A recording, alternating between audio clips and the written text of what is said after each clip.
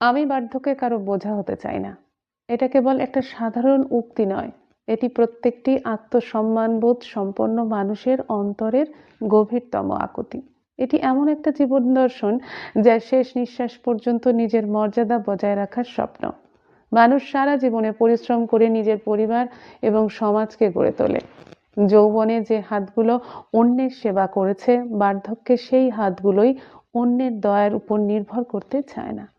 বার্ধক্যে সন্তানের বা আত্মীয়ের সংসারে অপ্রয়োজনীয় আসবাবপত্র এর মতো পড়ে থাকার যে ভীতি থেকেই এই উক্তির জন্ম। এটি মূলত নিজের মেরুদণ্ড সোজা রেখে বাঁচার একটা নীরব শপথ। বার্ধক্যে বোঝা না হওয়ার সংকল্পটি মূলত তিনটি বিষয়ের উপরে দাঁড়িয়ে থাকে। আর্থিক স্বাধীনতা। বার্ধক্যের সবচেয়ে বড় অসহায়ত্ব হলো অর্থের অভাব। নিজের ওষুধ, খাবার বা শখের জন্য অন্যের কাছে হাত পাতা অত্যন্ত কষ্টদায়ক।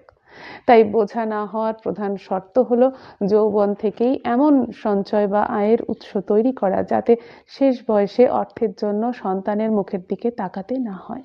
শারীরিক সক্ষমতা। বিছানায় পড়ে থেকে অন্যের সেবা নেওয়া এবং প্রতিনিয়ত যন্ত্রণায় কাতরালে নিজেকে পরিবারের জন্য বোঝা মনে হওয়াই স্বাভাবিক। তাই এই উক্তিটি আমাদের মনে করিয়ে দেয় যে যৌবনকাল থেকেই স্বাস্থ্যের যত্ন নেওয়া কতটা প্রয়োজন, যাতে বার্ধক্যটা জরাজীর্ণ না হয়। মানসিক প্রস্তুতি। বার্ধক্যে একাকিত্ব গ্রাস করে, তখন কেবল অভিযোগ না করে নিজের মতো করে সময় কাটানোর মানসিকতা তৈরি করাও এক ধরনের স্বাধীনতা।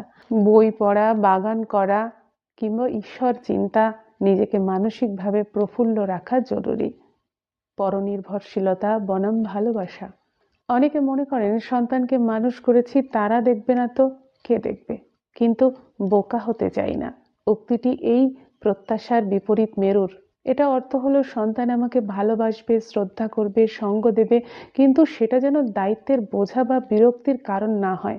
সন্তান যেন বাবা মায়ের সান্নিধ্য উপভোগ করে, তাদের সেবা করাটা যেন তাদের কাছে বোঝা মনে না হয়। এটাই এই উক্তির মূল কথা। এই উক্তিটি কেবল আমাদের আবেগের নয়, এটি আমাদের ভবিষ্যৎ পরিকল্পনার ইঙ্গিত দেয়। বার্ধক্য হঠাৎ করে আসে না, এটা জীবনের একটা দীর্ঘ প্রস্তুতির ফল। যারা শেষ বয়সে বোঝা হতে চান না, তারা এখনই এই কাজগুলো করুন। আর্থিক সঞ্চয়, বিনিয়োগ নিশ্চিত করা, সন্তান বা আত্মীয়দের সাথে সুসম্পর্ক বজায় রাখা, কিন্তু অতিরিক্ত প্রত্যাশা না করা। নিজস্ব একটা ভুবন তৈরি করা, বন্ধু বান্ধব, শখ পালন করা। আমি বার্ধক্যে কারো বোঝা হতে চাই না, এটি একটি গর্বিত প্রার্থনা। এটি আমাদের শেখায় যে জীবনের শেষ অধ্যায়টি করুণার নয়, বরং সম্মানের হওয়া উচিত। যেন পৃথিবী থেকে বিদায় নেওয়ার সময় মনে তৃপ্তি থাকে যে আমি আমার নিজের শক্তিতেই জীবনটা পার করেছি, কারো ঘাড়ের উপর নিঃশ্বাস ফেলিনি।